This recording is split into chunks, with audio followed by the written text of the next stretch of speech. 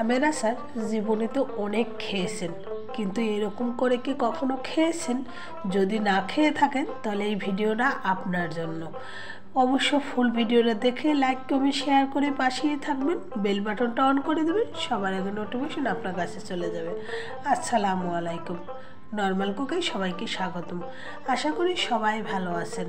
আমি আল্লাহর রহমতে আপনাদের দোয়ায় ভালোই আছি। তো দেখেন, আজকে একটা মজাদার রেসিপি নিয়ে চলে আসলাম।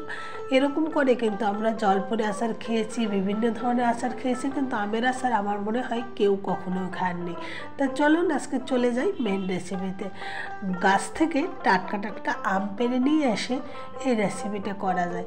তাই দেখেন, রেসিপিটা করার জন্য আমগুলো প্রথমে আমি ছিলিয়ে নিয়েছি, তারপর আমি এটাকে কেটে এটা থেকে আমি আটিগুলো সম্পূর্ণ আলাদা করে ফেলবো, কারণ আটিটা এই রেসিপির জন্য দরকার নেই। যার জন্য আমি আটিটা আলাদা করে ফেলে তারপর আমি এই রেসিপিটা তৈরি করব। তা আপনারা ইচ্ছা করলে বটি দিয়েও কাটতে পারেন, এটা আপনাদের একান্তই ব্যক্তিগত ব্যাপার। ছুরি দিয়ে কাটলেও ভালো লাগে, আবার বটি দিয়েও কাটতে অনেকে পছন্দ করে। তাই যাই হোক, কাটা কিন্তু একই হয়ে যাবে। ছুরি দিয়েও কাটলে যা হবে, বটি দিয়ে কাটলে কিন্তু একই রকম হবে। এবার আমগুলো আমি কিন্তু সবগুলো থেকে আটি আলাদা করে নিলাম। এবার একটা বলে আমি পানি দিয়ে নিলাম কড়াইতে।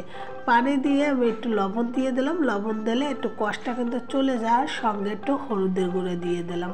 আমি আগেও রেসিপি দিয়েছি, আপনাদের অনেক সাড়া পেয়েছি। আমার কাছে খুবই ভালো লাগছে যে আপনারা নতুন নতুন রেসিপি পেতে চান, এই জন্য। এবার আমগুলো আমি দিয়ে দেখেন, আমি কিন্তু একটু সেদ্ধ করে নেব। তা আমগুলো কিন্তু আমি দিয়ে দিলাম। অবশ্য আগেও বলছি, এখনও বলি, আটিগুলো অবশ্যই আলাদা করে নেবেন। এবার আমি সেদ্ধ করে নেব অল্প আঁচ দিয়ে। আমি এবার পরিমাণ মতো করে যেভাবে দরকার সেভাবে সেদ্ধ করলেও অবশ্যই ভিডিওর সঙ্গে থাকবেন ফুল ভিডিও জুড়ে, তাহলে আপনারা ফুল রেসিপিটা আপনারা শিখে নিতে পারবেন। আর অল্প একটু দেখে যদি আপনারা চলে যান তাহলে কিন্তু আপনারা ফুল রেসিপিটা শিখতে পারবেন না। এবার আমি দেখে নেব সেদ্ধ কতটুকু পর্যন্ত হয়েছে, সেটা কিন্তু আমি কিন্তু তুলে একটু দেখে নেব। এই আমটা কিন্তু তৈরি করার জন্য সেদ্ধটা কিন্তু ভালোভাবেই সেদ্ধ করা কিন্তু খুবই দরকার, কারণ সেদ্ধটা যদি না হয় তাহলে কিন্তু আমটা কিন্তু সুন্দর হবে না। এবার আমি মশলা রেডি করে নেব। এখানে নিয়েছি কি কি দেখেন, ধনিয়া, শাহি জিরা, তারপর যে মশলাগুলো দরকার সেই মশলাগুলো দিয়ে দিলাম। আমি সব কিছু একসাথে আমি দিয়ে দিলাম। ভিডিওতে যদি বলতে যাই ভিডিওটা অনেক বড় হয়ে যায়। আমি এখানে আচারে মশলাটা দিয়েছি, দিয়ে ভালো করে আমি তেলেটাকে কিন্তু গুঁড়ো করে নেবো। আর এখানে সেদ্ধ করা আমটা আমি দেখেন এখন আমি চালনিতে ফেলে আমি সুন্দর করে আমি কিন্তু মেন যেটা ওটা নিয়ে নেব। পরে আঁশ থাকতে পারে, এই জন্য কিন্তু আপনি কিন্তু চালনিতে চেলে নেবেন। দেখেন, এভাবে চাললে কিন্তু ভালো হয়। আর আপনি ব্লেন্ডার করেও নিতে পারেন, তা ব্লেন্ডারটা আমার মনে হয় চেলে নেওয়াটাই বেশি বেটার হয়। আর চালনি তো আমাদের ঘরে সবার ঘরেই থাকে। তো এভাবে আমটাকে কিন্তু সুন্দর করে আমি চেলে নেব। অবশ্যই এখনও যারা লাইক দেননি, একটি লাইক দিয়ে ভিডিওটা কন্টিনিউ করবেন। আপনার একটা লাইকে আমার ভিডিওটা অনেকের কাছে পৌঁছে দেবে।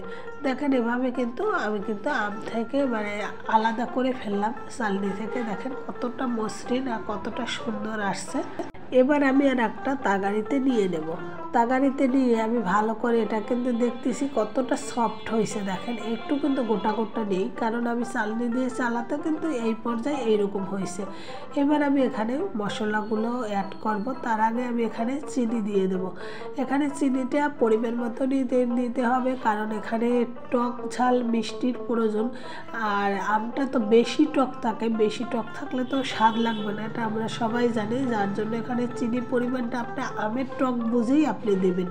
যদি আম টক বেশি হয় তাহলে কিন্তু কম দেবেন, মানে বেশি দেবেন। আর যদি টক কম হয় তাহলে কিন্তু কম চিনি দেবেন। যাই হোক, চিনিটা পরিমাণ মতো বুঝেই দেবেন। চিনিটা গলার পর আমি যে মশলাটা গুঁড়ি করে রেখেছিলাম সেই মশলাটা আমি এখন দিয়ে দেব। মশলাটা দিয়ে দেখেন, এখন কিন্তু আমি কিছু মরিচের গুঁড়া চিলি সেক্স করে নিয়েছিলাম সেগুলো কিন্তু দিয়ে দিলাম।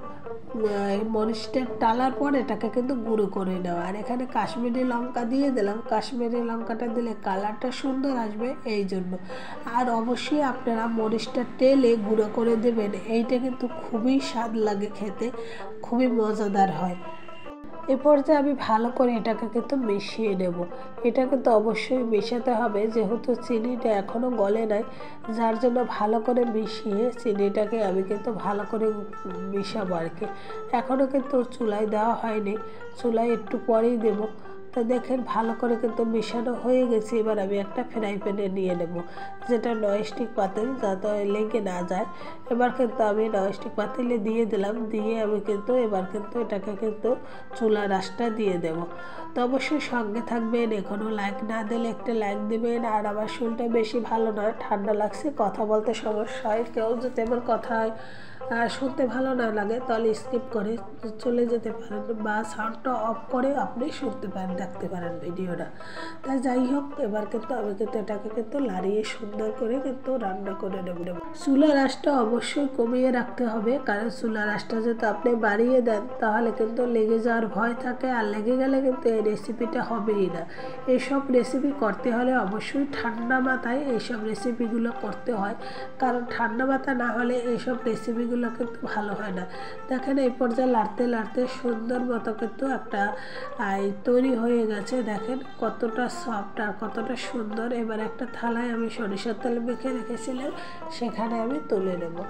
তুলে নিয়ে আমি কিন্তু চামচ দিয়ে সুন্দর করে এটাকে কিন্তু আমি কিন্তু করে নেব, একটু মিশিয়ে নেব, মানে এটাকে ঠান্ডা করার জন্যই। কারণ এটা গরম গরম অবস্থায় কিছুতেই ও ধরনের করে গোল গোল করা যাবে না, যার জন্য আমি কিছুক্ষণ সময় থালার উপর রেখে দিয়ে ঠান্ডা করে ফ্যান ছেড়ে দেব। এটা রোদ্রে দেওয়ার কোনো প্রয়োজন নেই, এটা ঠান্ডা হওয়ার জন্য 1 ঘন্টা আপনি ফ্যান ছেড়ে রেখে দিলেই কিন্তু যথেষ্ট। তারপরেই দেখবেন এটা দিয়ে আপনি সুন্দর একটা গোল গোল শেপ তৈরি করতে পারেন। দেখেন 1 ঘন্টা পর ফিরে আসতেছি। 1 ঘন্টা পর আমি হাত দিয়ে সুন্দর করে এটাকে কিন্তু একটা গোল গোল গোল গোল শেপ করে নেব। এটা যদি আপনারা তাড়াহুড়ো করে করতে চান তাহলে কিন্তু হবে না। এবার কিন্তু এটাকে কিন্তু একটা গোল গোল শেপ করে নেব, যার জন্য আমি কিন্তু এটাকে তুলে নিলাম। আর দেখেন কতটা সুন্দর শক্ত হয়ে গেছে। আর এটা যদি আপনি সঙ্গে সঙ্গে করতে চাইতেন তাহলে কিন্তু আপনি কিন্তু এভাবে আসতোই না। দেখেন কতটা সুন্দর হয়েছে। এবার একটু সুন্দর করে গোল গোল শেপ দিয়ে নেব। দেখেন এই পর্যায়ে আমি গোল গোল শেপ দিয়ে এগুলো সবগুলোকে বানিয়ে নেব। আর এই বারবিস আচারটা আপনি যদি একবার খান আবার খেতে ইচ্ছে করবে, আর বছর জুড়ে সংরক্ষণ করতে পারেন, তাও রোদে না দিয়ে। আপনি ফ্রিজে রেখে দেবেন, তাহলেই সমস্যার সমাধান। যাই হোক, মাঝে মাঝে রোদ দিলেও হবে, এসব আচার বেশি দিন থাকে না, খাওয়া হয়ে যায়। তা খুবই মজাদার একটা হেলদি একটা রেসিপি তৈরি হয়ে গেল। কার কার কাছে এটা ভালো লাগছে অবশ্যই কমেন্ট করে জানাবেন। যদি ভালো লেগে থাকে তাহলে ভিডিওটা শেয়ার করে সবাইকে দেখার সুযোগ করে দিতে পারেন। তাই সবাইকে অসংখ্য ধন্যবাদ জানাই। সবাই ভালো থাকে, সুস্থ থাকেন, আমাদের জন্য দোয়া করবেন। আর আমার শরীরটা যেন তাড়াতাড়ি সুস্থ হয়ে যায় তার জন্য আপনারা দোয়া করবেন। সবাই ভালো থাকে, সুস্থ থাকেন। আল্লাহ হাফেজ। আসসালামু আলাইকুম রহমতুল্লাহ বারাকাতুহু।